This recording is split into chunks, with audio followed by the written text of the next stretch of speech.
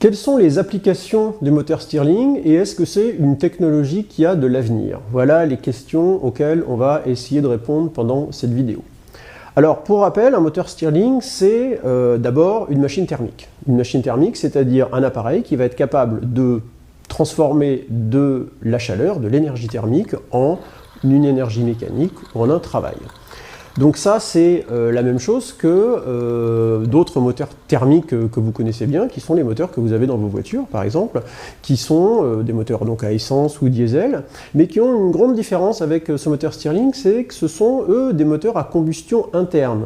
Ça veut dire que, sans rentrer dans les détails, on fait rentrer à l'intérieur du moteur un mélange carburant, et ce mélange va exploser à l'intérieur du moteur, par une étincelle ou par le simple fait que le gaz est comprimé, ce qui est le cas dans les moteurs diesel. Donc ça donne pas mal de contraintes sur la nature de l'essence. Vous ne pouvez pas mettre n'importe quel type de carburant dans un moteur dans un moteur à combustion interne. Alors que le moteur de Stirling, il est à combustion externe, ça veut dire que la source de chaleur est à l'extérieur, donc vous pouvez prendre n'importe quelle source de chaleur. Donc ça peut être le résultat de la combustion d'un combustible fossile, de l'essence, du fuel, du gaz, ça peut être de l'énergie nucléaire si vous voulez, ça peut être de l'énergie solaire. Il y a un avantage important du moteur Stirling sur lequel j'aimerais qu'on s'arrête un petit peu, c'est son rendement. Alors qu'est-ce que c'est que le rendement d'un moteur? Eh bien c'est le rapport entre l'énergie mécanique qu'il est capable de produire, ou le travail, divisé par la chaleur qu'il a fallu qu'il puise pour nous fournir ce travail utile. Donc on aimerait bien que ce rendement soit le plus grand possible. Ça va être la signature d'un bon moteur. Alors il se trouve que aucun moteur ne peut avoir un rendement de 100%, c'est-à-dire ne peut transformer intégralement de la chaleur en travail. Alors vous pourriez penser que c'est une limitation de nature technologique, parce qu'on ne sait pas faire des moteurs suffisamment performants pour qu'ils aient des rendements de 80, 90, 100%. Eh bien non, c'est une limitation beaucoup plus fondamentale que ça. Elle est liée à une loi physique essentielle qui s'appelle le deuxième principe de la thermodynamique.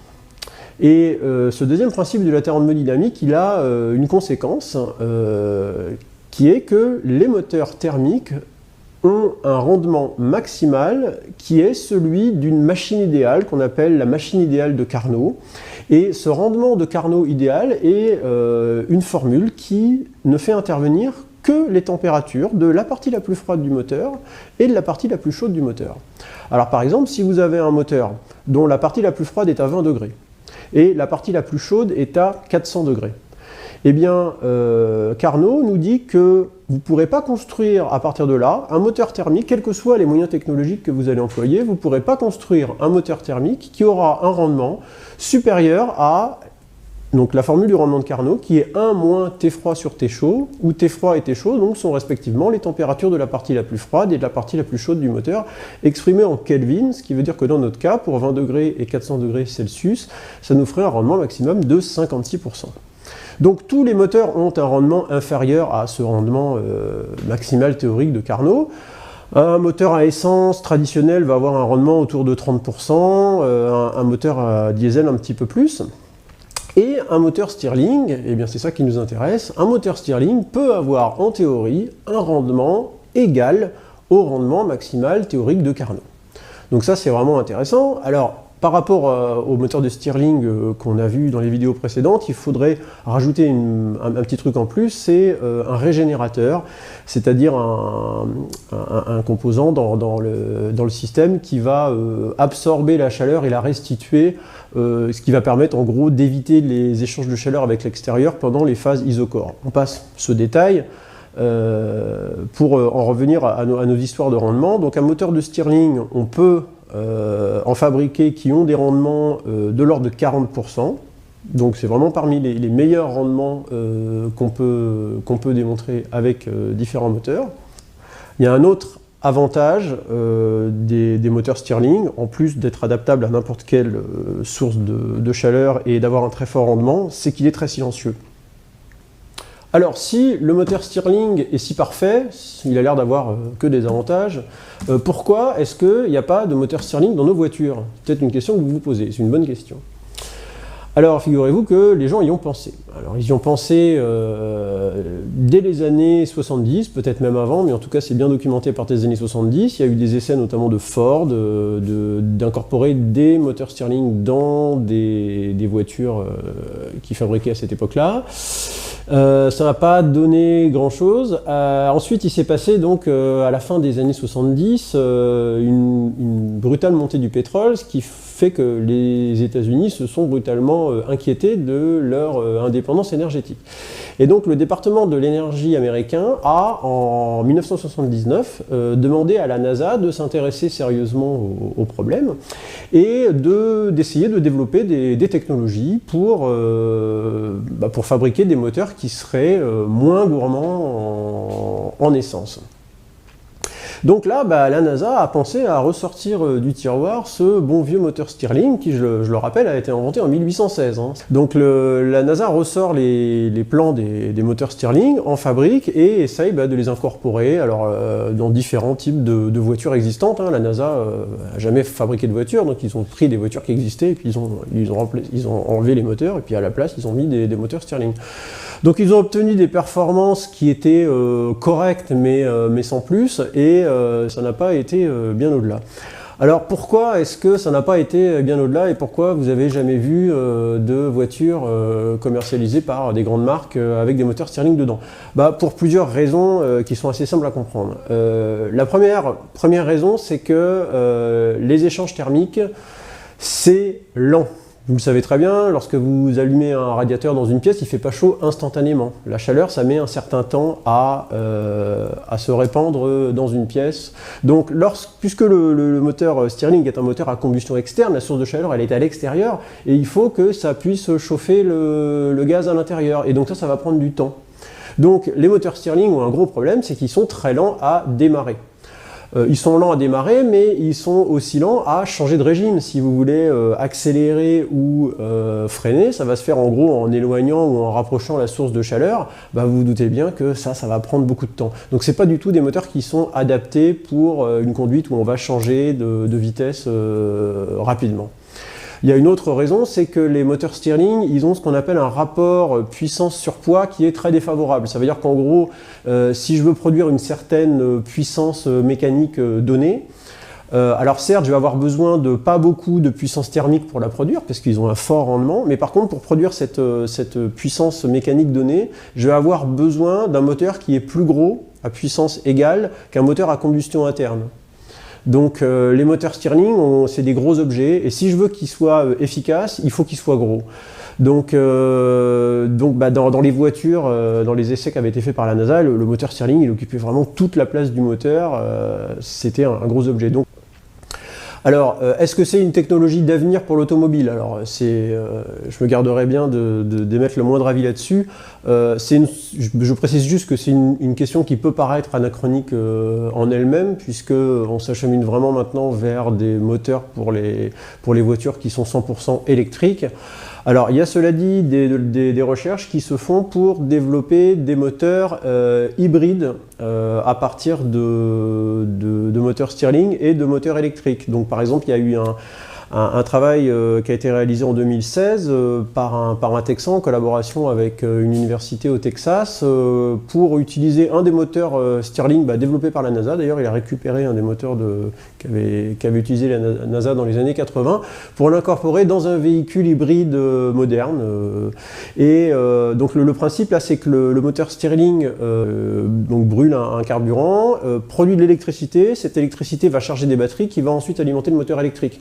Donc le problème du changement de régime, du changement de vitesse, etc. est plus un problème puisque c'est le moteur électrique qui fonctionne en réalité. Le moteur Stirling, il est là pour alimenter la batterie qui va alimenter le moteur électrique. Donc il y a eu des performances assez intéressantes, donc une consommation inférieure aux 3 litres au 100 km. Donc c'est pareil, là, personne ne peut dire si c'est une technologie qui est amenée à se développer ou qui va en rester là. Voilà, c'est en tout cas quelque chose sur lequel des gens travaillent. Donc on peut dire qu'il y a quand même un intérêt sur cette technologie, y compris dans le domaine automobile. Alors si le domaine de la propulsion n'est pas le domaine finalement où on imagine le mieux que la technologie Stirling va être intéressante, c'est-à-dire en fait utiliser un moteur Stirling en tant que moteur, pour faire avancer quelque chose. Par contre, là où on imagine vraiment qu'il y a de l'avenir, c'est pour produire de l'électricité. C'est-à-dire qu'on va utiliser la rotation de la roue pour entraîner un alternateur qui va produire du courant électrique.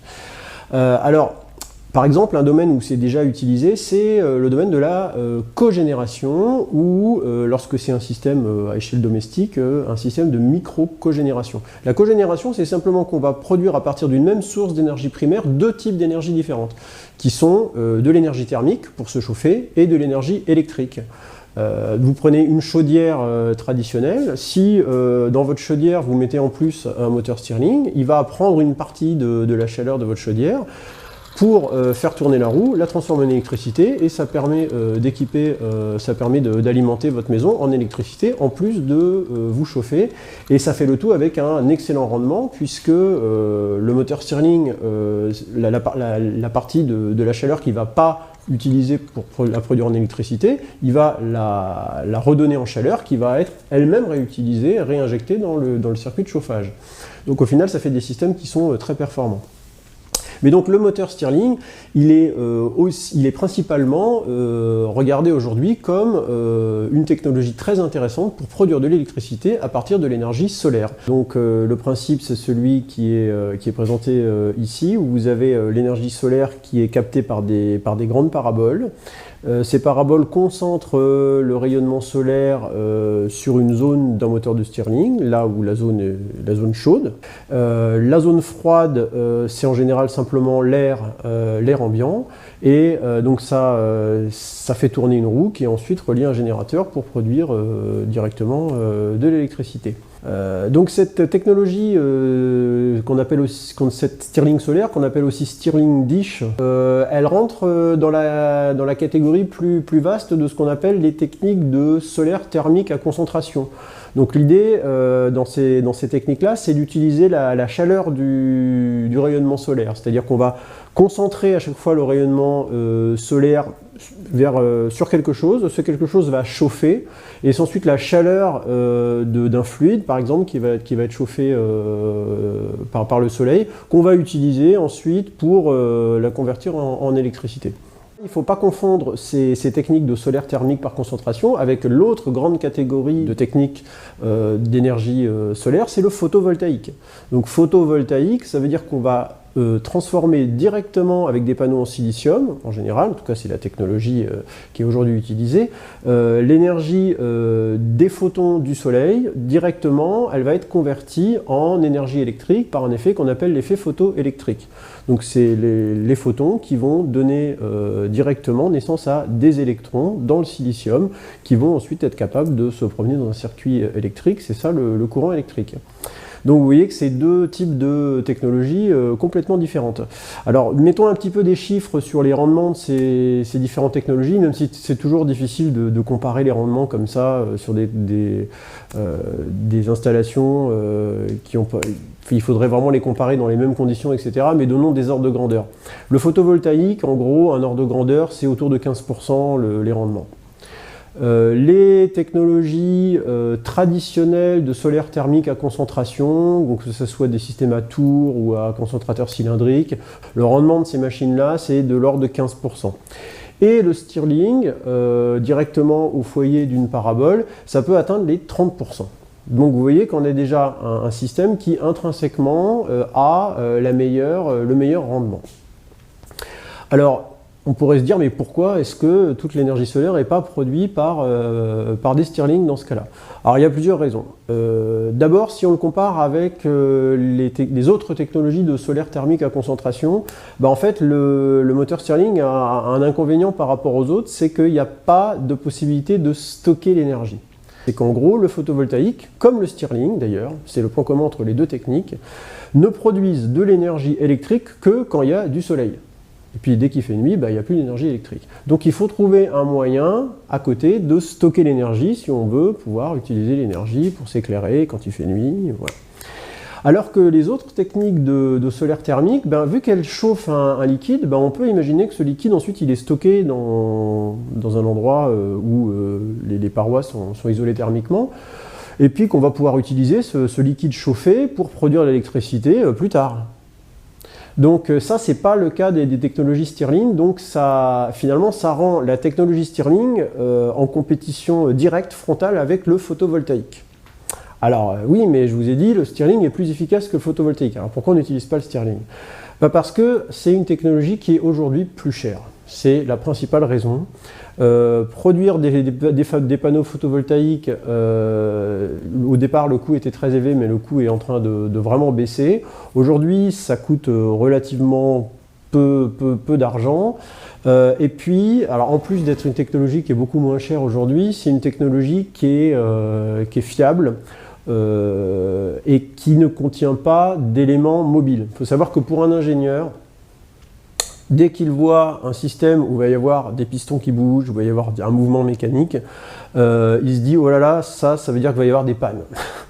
Alors, c'est non seulement vrai pour le système du moteur lui-même, mais c'est aussi vrai pour le système de suivi, ce qu'on appelle de tracking, parce que le moteur Stirling, il va être au foyer d'une parabole qui doit suivre le Soleil, donc le Soleil, il bouge dans le ciel, donc il faut que la parabole, elle suive le Soleil. Donc il y a un mouvement d'est en ouest, mais également de haut en bas au cours de la journée.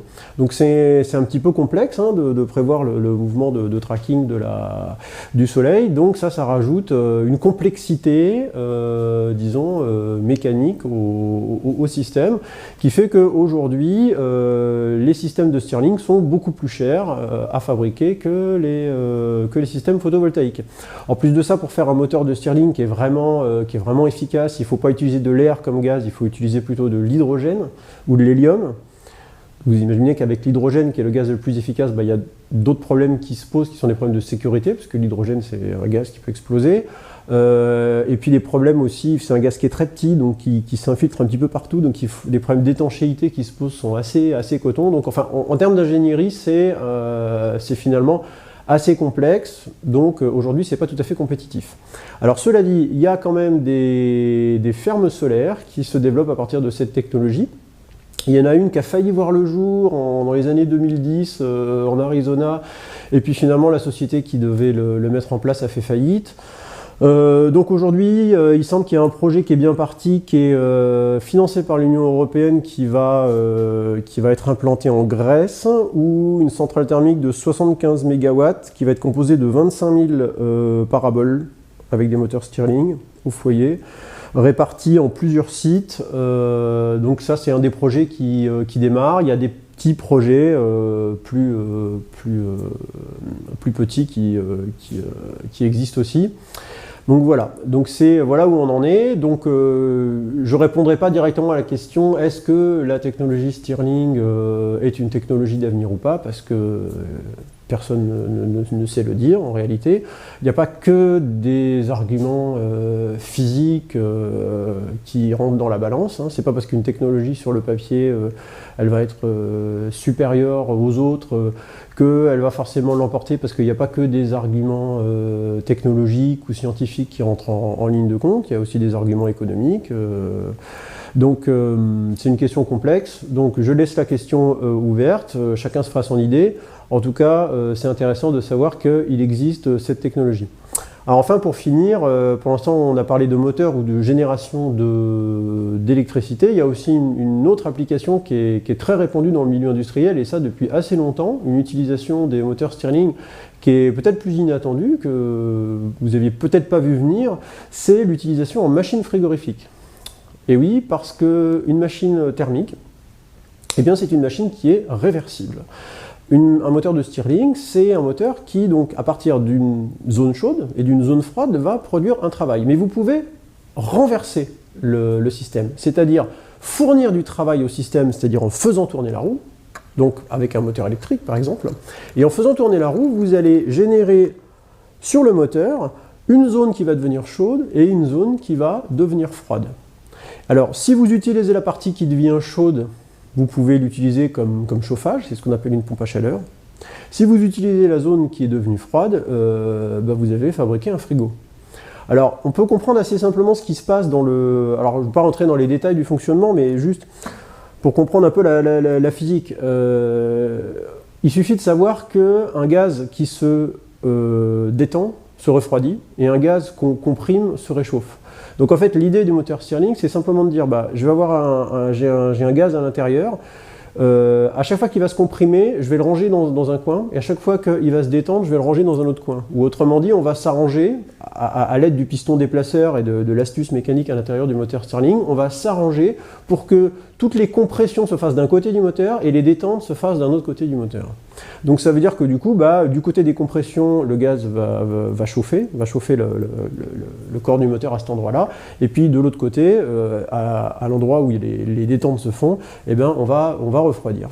Donc c'est en gros ça le principe, et le moteur Stirling il est tellement efficace pour notamment produire du froid, qu'on peut avec ça faire des cryogénérateurs, c'est-à-dire refroidir jusqu'à des températures extrêmement basses qui vont jusqu'à 20 Kelvin, hein, c'est-à-dire moins 253 degrés. Donc on peut, à partir d'un moteur Stirling fonctionnant en cryogénérateur, en fait, fabriquer par exemple l'azote liquide que j'ai utilisé dans les expériences précédemment. On peut fabriquer l'air liquide, l'oxygène liquide. On peut l'utiliser dans pas mal d'applications industrielles qui demandent des refroidissements assez élevés. On peut l'utiliser même directement sous forme de petits moteurs miniatures à l'intérieur de dispositifs qui ont besoin pour fonctionner d'être refroidis. C'est le cas par exemple de certaines caméras infrarouges refroidies qui ont besoin d'être à des températures de l'ordre de celui de l'azote liquide. Donc on utilise directement un petit moteur Stirling fonctionnant en cryogénérateur à l'intérieur de ces caméras pour refroidir les détecteurs et pour leur permettre de fonctionner correctement. Voilà, je vous dis au revoir et à la semaine prochaine.